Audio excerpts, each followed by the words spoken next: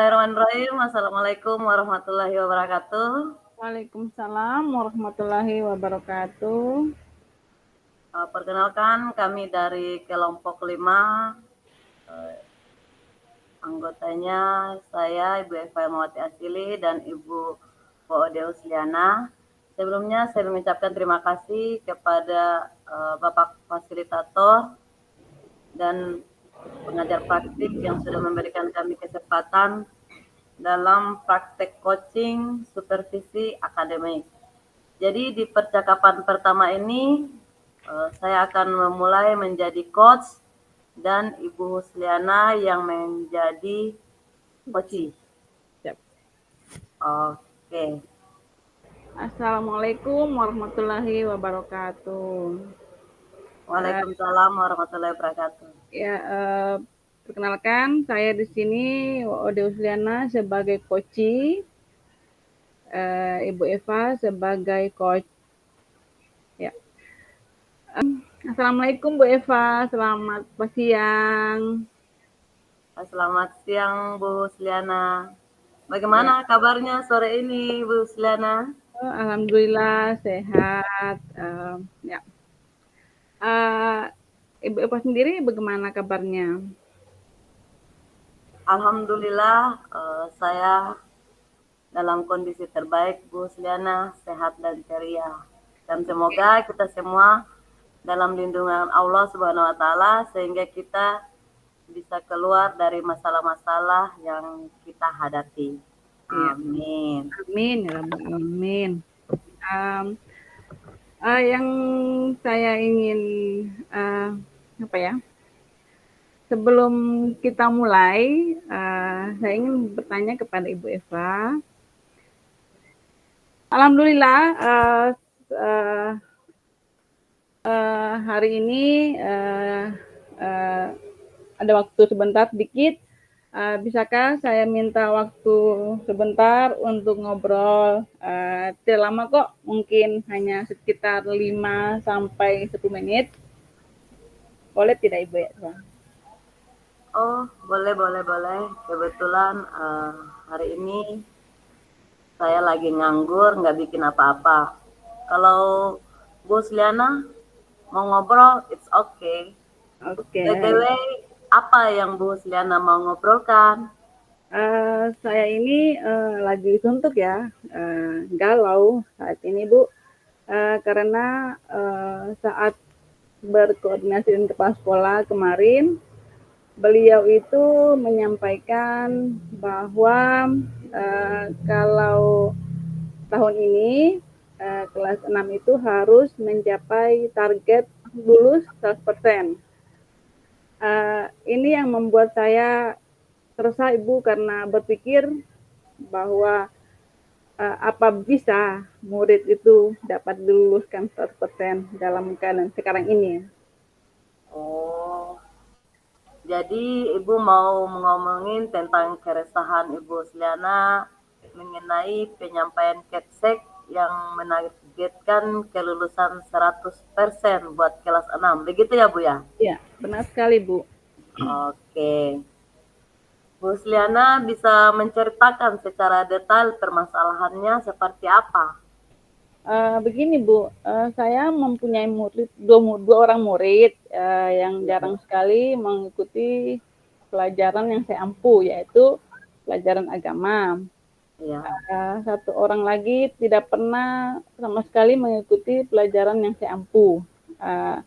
Akhirnya mereka itu memiliki nilai itu yang sama di mata pelajaran yang datang juga tapi jarang, kadang sakit, kadang tidak ada kabar sama sekali.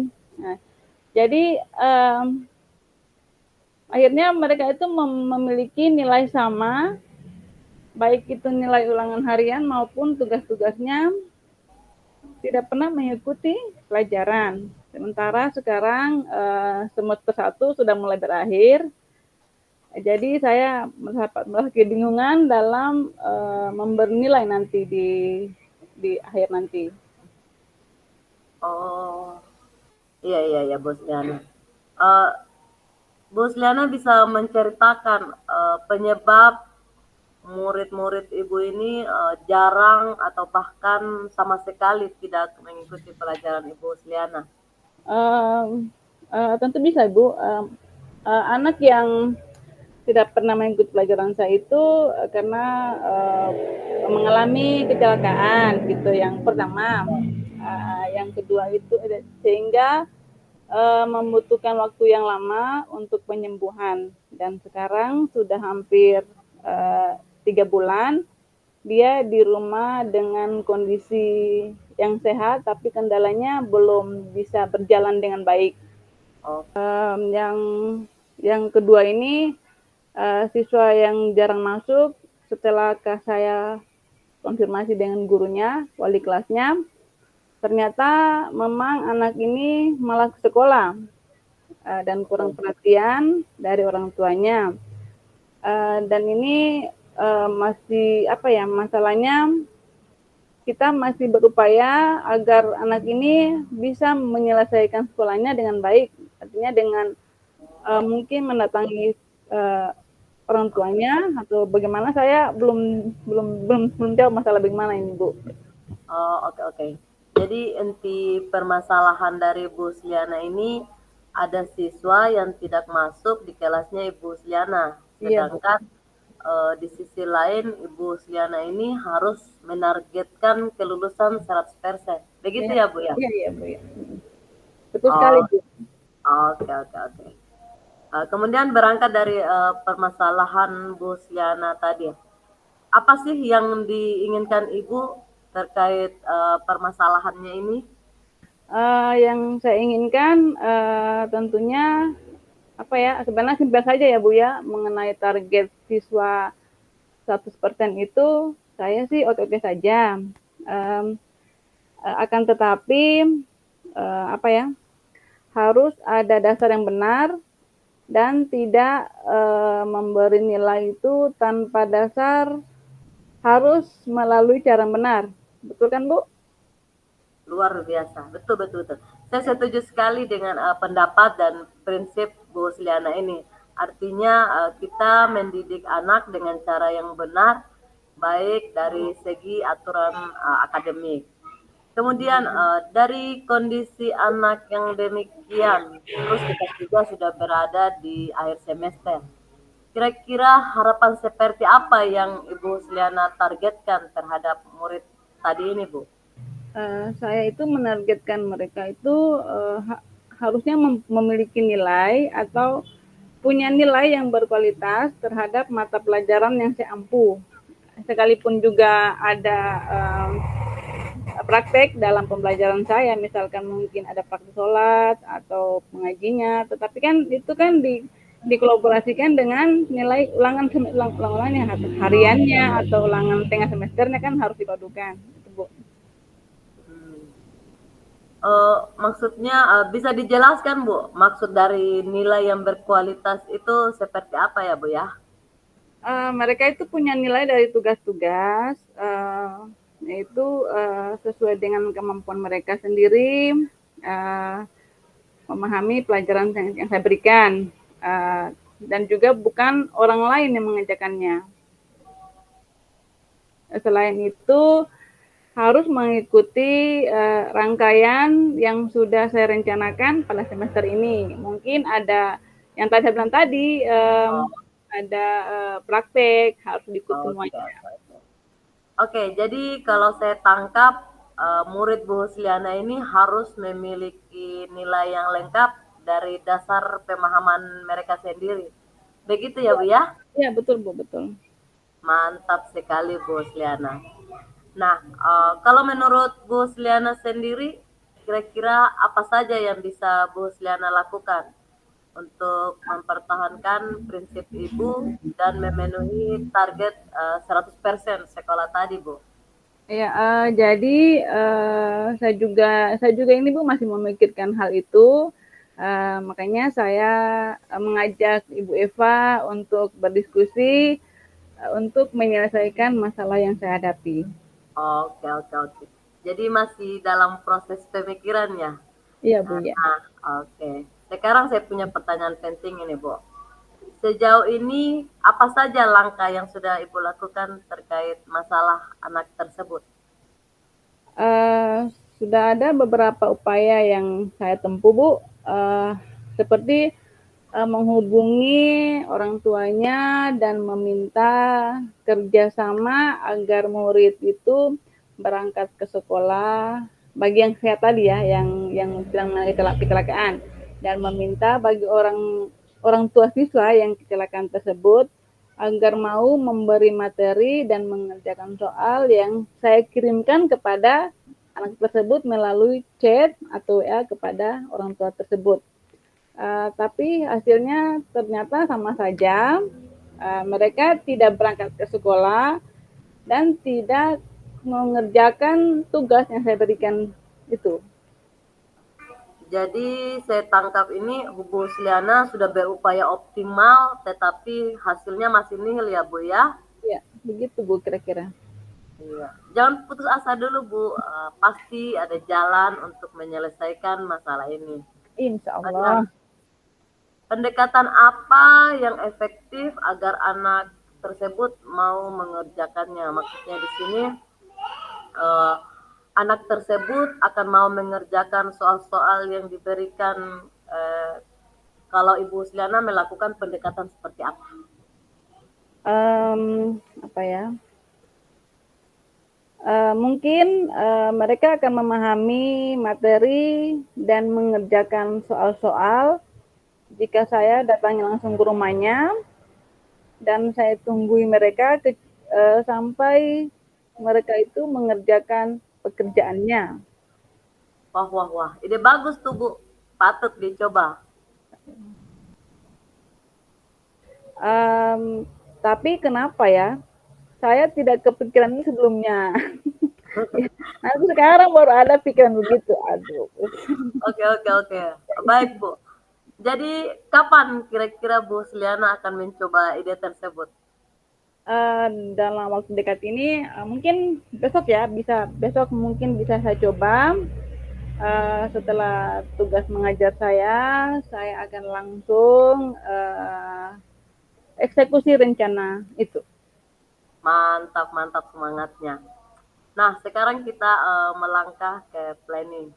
Kan Ya. tadi ada 3 orang nih siswa yang bermasalah. Jadi, gimana kira-kira tahap perencanaannya? Saya akan memulai dengan penilaian harian, memberikan soal-soal, dan mungkin akan mendatangi ke rumahnya masing-masing. Oke. Terus siapa yang akan Bu Sliana akan ajak kerjasama?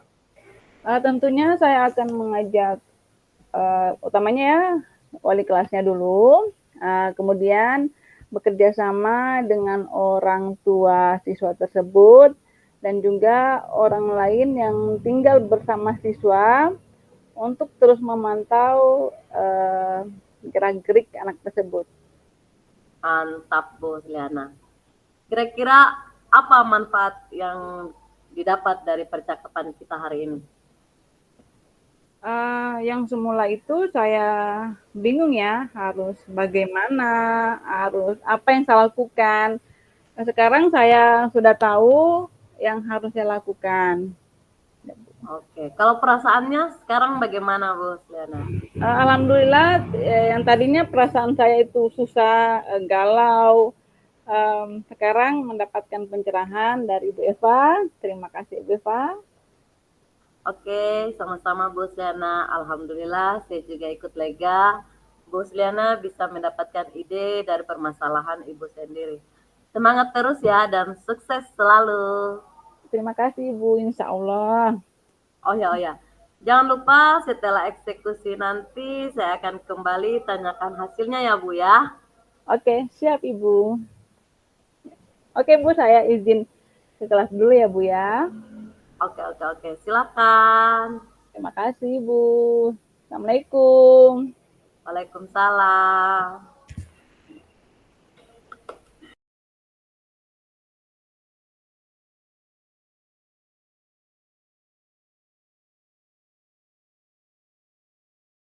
Assalamualaikum warahmatullahi wabarakatuh. Uh, Saya Wawade Usliana. Di sini saya berperan sebagai coach dan Ibu Eva berperan sebagai coachee. Oke. Assalamualaikum Ibu Eva. Waalaikumsalam, Bu Liana. Bagaimana kabarnya Ibu Eva? Alhamdulillah, Bu. Kabar saya baik. Iya. Gini Bu Eva ya. Hari ini saya ingin sebelum memulai percakapan, saya ingin bertanya kepada Ibu Eva, bagaimana sih perasaan Ibu Eva menjelang sesi coaching kali ini? Sejujurnya, Bu, saya sebenarnya agak tegang ini, Bu ya. Beberapa tantangan di pekerjaan saya ini membuat saya harus mencari solusi yang efektif, Bu. Oke. Oke, Bu, kita langsung saja di sesi tanya jawabnya ya. Oke, siap, Bu. Ibu Eva, saya ingin bertanya, apa sih tujuan yang Ibu Eva capai dari sesi coaching ini? Adapun tujuan kali ini, Bu, di mana saya ingin meningkatkan kemampuan saya dalam memberikan presentasi di depan umum, Bu. Ya, bagus. Apa ukuran keberhasilan yang ingin Ibu Eva yang diinginkan Ibu Eva di sesi coaching ini? Saya menginginkan, Bu, bisa memberikan presentasi dengan lancar, percaya diri, tanpa rasa gugup, apalagi ini kan di depan orang banyak, Bu. Seperti Ya. itu. Ya. Oke, Bu Eva, apa sih yang menjadikan Ibu Eva itu mengalami kesulitan dalam presentasi? Ya. Saya merasa lebih gugup, Bu, dan terbata-bata ketika melihat banyak orang saat presentasi. Lantas, bagaimana Ibu Eva menghadapi situasi tersebut? Saya masih bingung, Bu, dan belum dapat menemukan cara yang tepat. Oke, kita lanjut ya. Apa yang telah Ibu Eva rencanakan untuk mencapai tujuan presentasi yang Ibu Eva inginkan? Tentu saja, Bu, saya akan mempersiapkan sebaik mungkin presentasi dengan cara berlatih presentasi di depan cermin, terus meminta saran-saran juga dari teman sejawat, Bu. Bagus, bagus sekali. Oke, lantas apa sih yang akan menjadi prioritas Ibu Eva dalam rencana aksi tersebut? Oke, kalau masalah prioritas saya itu adalah mempersiapkan materi presentasi dengan baik dan berlatih presentasi di depan cermin. Saya percaya, Bu, bahwa fondasi yang kuat dalam materi dan latihan akan membantu saya mengatasi rasa gugup tersebut, Bu. Wah, hebat, hebat sekali. Oke, lanjut ya. Strategi apa sih yang Ibu Eva gunakan untuk mencapai presentasi Ibu Eva? Saya akan mencari referensi materi yang baik, mempersiapkan slide presentasi yang menarik, dan juga berlatih presentasi dengan fokus pada intonasi dan gerakan tubuh. Saya juga berencana untuk meminta feedback konstruktif untuk terus memperbaiki diri. Oke, baik Ibu Eva. Lanjut ya. Apa komitmen yang Ibu Eva lakukan terhadap aksi yang sudah Ibu Eva buat? Saya berusaha atau berkomitmen untuk mempersiapkan materi presentasi dengan baik, berlatih presentasi di depan cermin, dan mencari saran dan juga masukan dari teman sejawat. Oke, Siapa saja yang dapat membantu atau yang terlibat dalam menjaga komitmen Ibu Eva? Tentu saya akan meminta bantuan dari teman-teman atau mentor saya untuk memberikan feedback dan membantu saya dalam berlatih presentasi. Saya percaya bahwa dukungan mereka akan menjadi pendorong, motivasi, dan pemantik perbaikan buat diri saya sendiri, Bu. Ya, kira-kira kapan Ibu Eva akan membuat rencana tersebut? Secepatnya, Bu. Mungkin besok saya akan langsung membuat rencana tersebut. Saya akan mulai berlatih besok. Oke, bagaimana dengan tindak lanjut dari kegiatan coaching ini? Saya akan terus berlatih presentasi dan mencari feedback dari teman-teman atau mentor untuk terus meningkatkan kemampuan presentasi saya.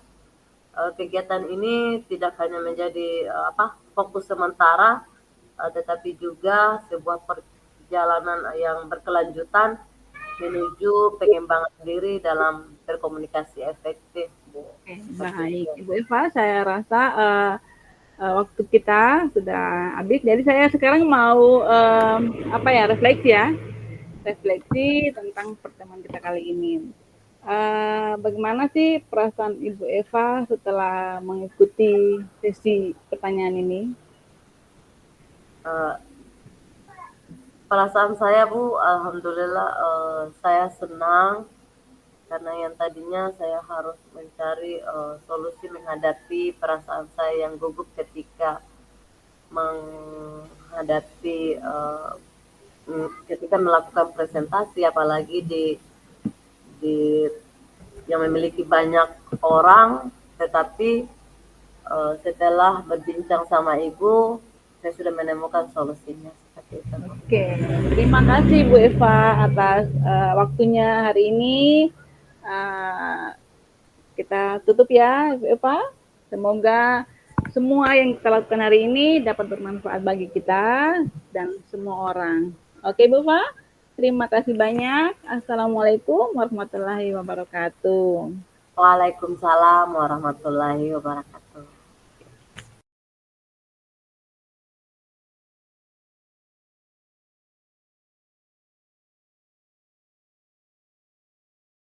Perlu ditingkatkan.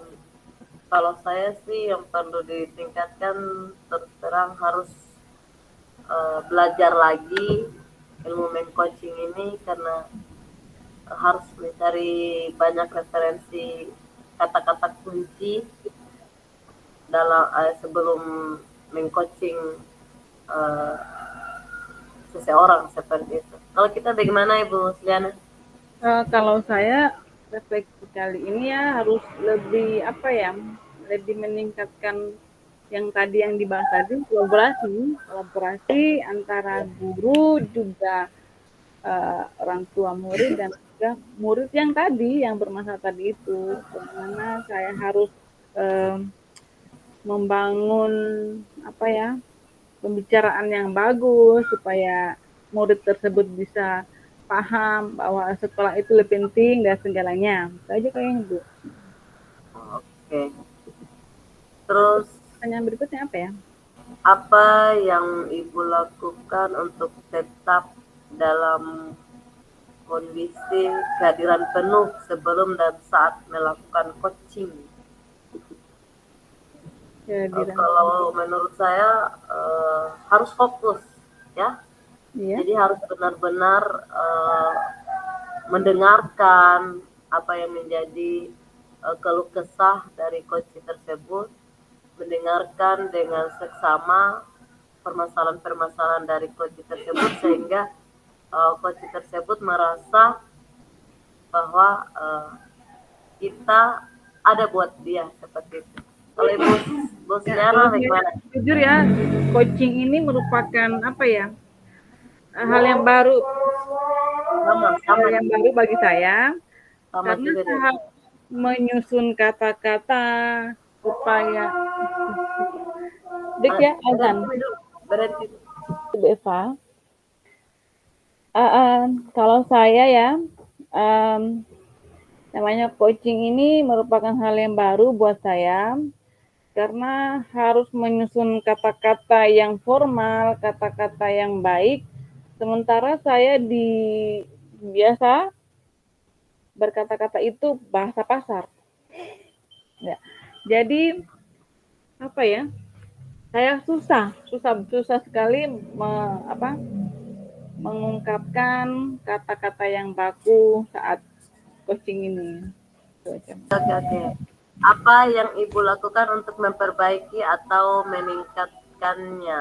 Kalau menurut saya untuk memperbaiki dan meningkatkannya harus sering sering-sering banyak latihan dan harus Iya. sering mengulang-ulang mempelajari tentang teknik coaching ini.